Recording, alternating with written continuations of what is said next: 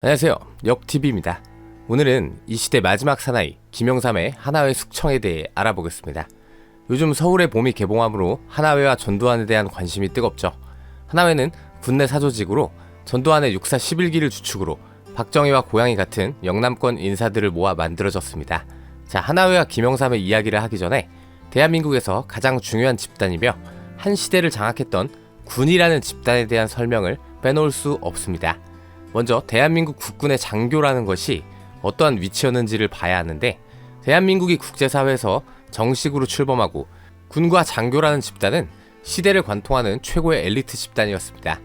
군의 장교는 일찍부터 국가와 미국의 지원으로 당시로서는 상상할 수 없는 미국의 선진적 교육과 국비 유학과 위탁 교육 등을 받았고, 한국군의 아버지로 불리우는 벤플리트 장군 등의 노력으로 웨스트 포인트를 본단 4년제 정규 육사가 만들어지기도 했죠. 또한 대한민국의 사활을 건 혈투였던 6.25 전쟁을 겪었고, 어찌 보면 이 전쟁이 결판이 나지 않았기 때문에 긴장 상태가 유지되는 한반도에서 군과 그 군의 중심인 장교의 위치란 어마어마한 것이었습니다. 전두환과 노태우는 직접 6.25 전쟁에 임관하여 싸우지는 못했지만 첫 번째 정규 육사생도 졸업 기수인 엘리트 육사 11기로 미국의 특수전 교육과 레인저 스쿨 교육 등을 마친 엘리트였죠. 또한 휴전 상황과 맞물려 5.16 군사 정변이 터지며 그 쿠데타의 핵심인 군과 그 지휘관은 더더욱 중요한 존재가 되었습니다. 누구보다 힘으로 권력을 유지하고 잡았던 모택동이 말하기를 권력은 총뿌리에서 나온다라고 했던 것처럼, 국군과 그 지휘관들은 다른 누구보다 집권자에게 충성을 다해야 하는 집단이었으며 집권자가 반드시 휘어잡아야 하는 존재였죠. 그러니 장교의 대우나 위신은 더더욱 높을 수밖에 없었습니다. 그런 상황에서 군 내부에서 최초의 정규 육사 기수이며 박정희에게 절대적 충성을 바치는 전두환이라는 존재는 박정희 본인에게도 안성맞춤인 인재였죠. 군의 최고의 엘리트 양성 기관이 육사이고, 앞으로도 계속해서 육사에서 각 기수별 엘리트가 양성된다고 가정할 때 정규 육사 1기인 전두환의 존재는 더더욱 빛날 수밖에 없었습니다. 이런 상황에서 군내에서 확실하게 자신의 아이들을 심어 놓으려는 박정희의 총애를 받아 정규 육사 기수들은 월남전을 거치며 실전 경험을 쌓기도 했고, 차근차근 진급하며 군내 주요 보직에 오르고, 앞 영상에서 설명했듯 박정희가 자신이 가장 믿었던 부하에게 암살당하던 시점에서는 이미 나라를 장악할 만큼 강력해진 집단이 바로 하나회였죠. 자, 전두환은 철저하게 특히 12.12 당시에 문제를 볼 수 있었던 급변 사태 시 가장 중요한 수방사령관, 특전사령관, 기무사령관, 3군사령관, 수도군단장 등 핵심 보직에는 반드시 하나회 출신자만을 보직시켰죠.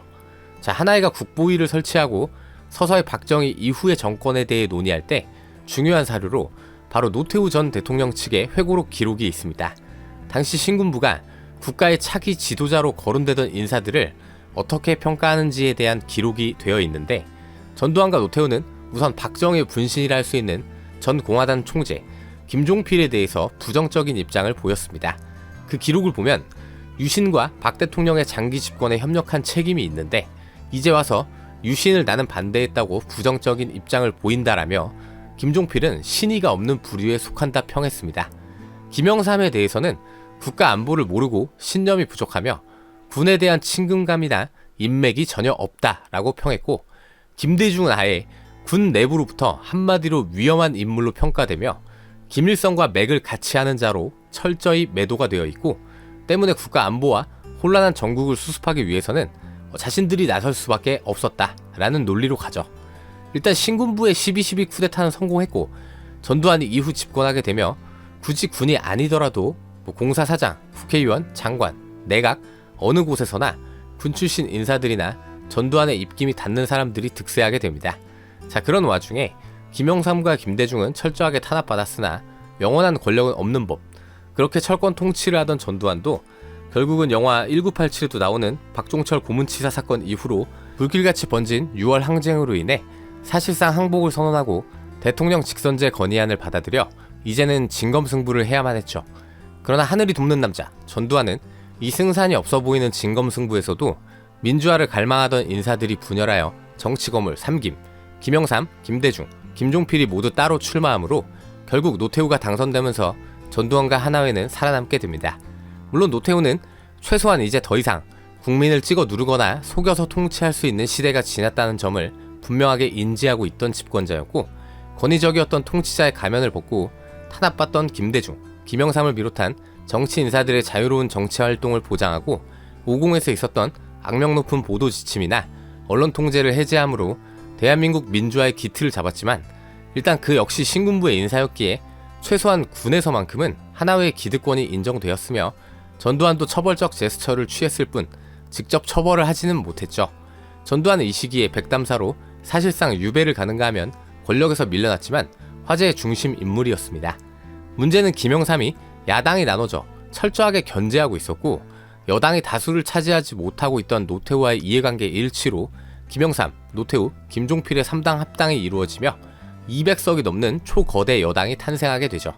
이것은 지금도 그렇지만 당시에 가장 중요한 정치적 이해관계였던 지역주의와도 관계가 있는데 거물 3명이 합당함으로 김영삼의 경남, 노태우의 경북, 김종필의 충청까지 각각의 지지 기반이 하나가 되는 결과를 만들었죠. 물론 김대중은 강력하게 반발했으며 3당 합당은 정치적 쿠데타라는 말까지 하기도 했습니다. 자, 김영삼은 평생을 존심 하나로 살아온 인물이었고 민주화 그 자체를 대변한 거물이었습니다. 반면 김종필은 박정희 군신과 같은 인물로 5.16의 핵심 멤버이며 박정희 정권의 집권기에도 기둥과 같은 인물이었고 노태우는 이후 신군부를 대표하는 인물이었죠. 즉 김영삼은 자신이 평생을 싸운 자들과 손을 잡은 것이기에 엄청난 비난을 피할 수 없었습니다. 자, 이 거대한 정당에서 결국 시간이 지나 김영삼을 밀었고 14대 대통령 선거에서 여당 후보로 나온 김영삼은 드디어 김대중과 현대 회장 출신 정주영의 추격을 밀어내고 대통령이 되었습니다. 진정한 의미에서 첫 번째 민주화 정권이라며 홍보했을 정도로 많은 의미가 있었던 집권이었죠. 전두환과 노태우의 시대는 끝났지만 하나회는 건재했으며 노태우는 임기를 1년 남긴 시점에서 군 인사를 감행했고 이필섭 합참의장, 김진영 육참총장, 조남풍 1군 사령관, 김영각 2군 사령관, 구창회 3군 사령관, 서한수 기무사령관 등 주요 보직은 모두 다 하나회의 직계이거나 노태우의 군시절 인맥의 인사들이었습니다.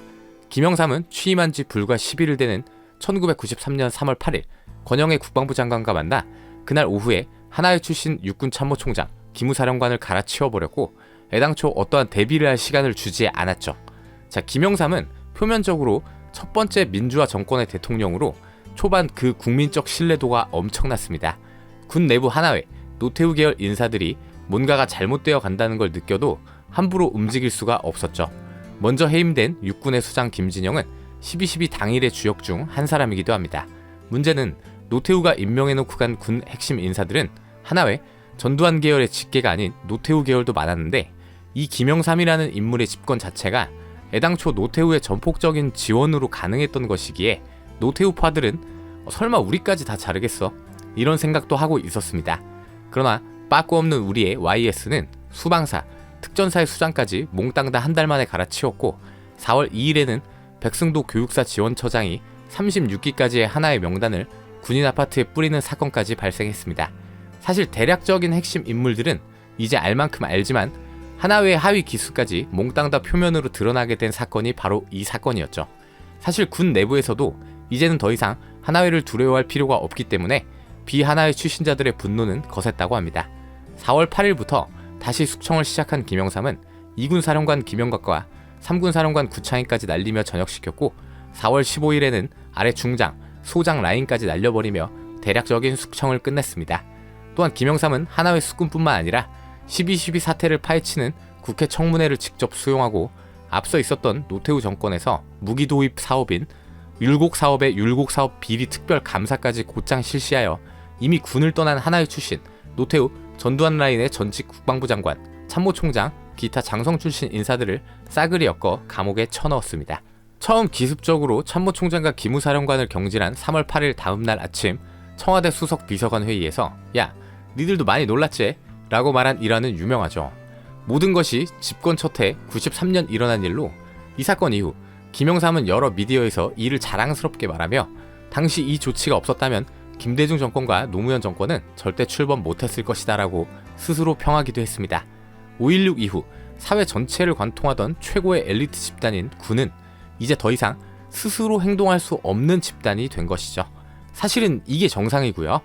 3당 합당으로 탄생한 민자당은 물론 김영삼과 김종필의 지분도 있지만 기본적으로는 전두환과 노태우의 정당인 민정당이고, 김영삼은 이 호랑이 굴로 들어가 욕이란 욕은 다 먹었지만 결국은 호랑이를 잡은 셈이 되었죠. 신군부의 회고록이나 기고글들을 보면 일단 가장 중요한 점이 있습니다. 노태우 회고록에서도 각각의 지도자급 인물을 평했듯 일단 민주주의 집권자에 대한 개념이 다르다는 것을 알 수 있습니다. 아무리 민주주의 국가의 합법적인 집권자라 할지라도 대통령이란 국가 전체의 책임자로서 군부가 믿을 만한 안보관과 애국심을 가진 사람이 되어야 한다. 이게 사실 핵심인데, 국민의 선택을 받은 집권자가 합법적으로 군의 통수권과 절대적 충성을 약속받는 게 아니라 군이라는 집단이 납득할 만한 인물이 애당초 집권자가 되어야 한다는 거죠. 즉, 군이라는 집단과 국가 안보적 입장을 민주주의, 합법적인 통치권과 분리시켜 이해한다는 것을 볼 수가 있습니다. 왜냐하면 군이라는 집단이 이전까지 그만큼 굉장한 집단이었고, 어지간한 인물은 군의 존경과 단합을 이끌어낼 수 없다는 엘리트 의식을 가지고 있다는 것이죠. 김영삼의 발언은 바로 그것을 지적하는 것입니다. 내가 하나회와 다른 인맥들을 쳐내지 않았다면 군에서 사상 자체가 불온하다 평가받는 DJ와 노무현이 국가의 법에 따라 합법적인 군 통수권자와 행정부의 수장이 된다 한들 그들이 인정하지 않았을 것이라는 것을 말하는 것이고, 무슨 일이 났어도 났을 것이다 라는 것을 말하는 것입니다.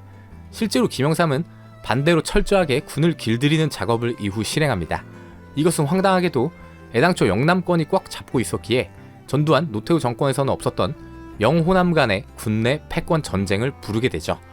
군인에게 있어 진급은 그것 자체가 명예이고, 별부터는 하나가 올라갈 때마다 그 권한과 지위가 하늘과 땅 차이입니다. 실제로 절대적 충성을 다해야 하는 군에는 하나회가 떠난 자리에 김영삼의 PK, 즉 부산, 경남 인사들이 중심이 되었고, 육사 19기 부산 출신 윤용남, 육사 24기 경남 거창 김희상 등을 기용했죠. 당연히 이후 김대중이 집권했을 때는 호남에 대한 보상을 해주는데, 광주 출신 김동신 대장이 대한민국 역사상 최초로 호남 출신 육참총장에 등극했습니다. 여러분, 당연히 이건 우연이 아닙니다. 입맛대로 맞춰주는 겁니다. 사실 이게 꼭 잘못된 것도 아니고요. 또한 국방장관 역시 육사 16기이며 전남 목포 출신 천용택이 임명됐고, 기무사령관에는 육사 23기 전북 전주 출신 이남신 기무사령관 등이 임명되었죠. 김영삼의 하나의 숙청은 이런 면에서도 엄청난 의미가 있습니다. 정권이 필요, 지지 기반에 따라 군이라는 집단의 충성을 자연스럽게 이끌어낼 수 있게 되었고, 더 이상 하나의 집단의 눈치를 보지 않아도 되었죠. 그야말로 김영삼이라는 깡따구의 사나이는 새로운 시대의 시작에 이런 쪽으로는 지극히 적합한 인물이라 하겠습니다. 깡따구와 전두환 뺨치는 결단력과 추진력을 갖춘 이 시대 마지막 사나이, 그가 바로 YS입니다. 삽질도 많이 했지만 박수를 보냅니다. 감사합니다.